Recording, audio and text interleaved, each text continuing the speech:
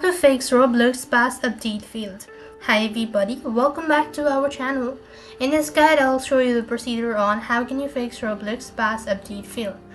Now what you need to do is here on this section, if you have such interface, then you could actually go to the create section. And when you go to the creations hub, you will then be able to see the passes, right?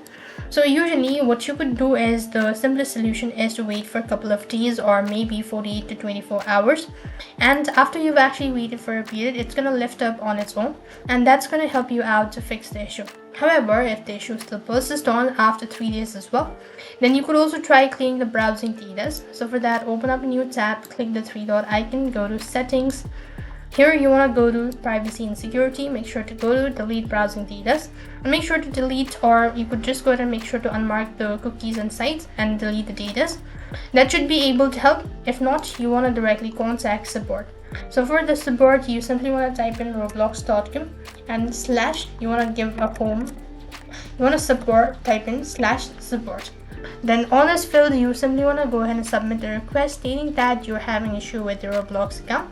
So what you want to do is here, first of all, go ahead and type in your name, all that, into the email address, confirm your email address by retyping in twice.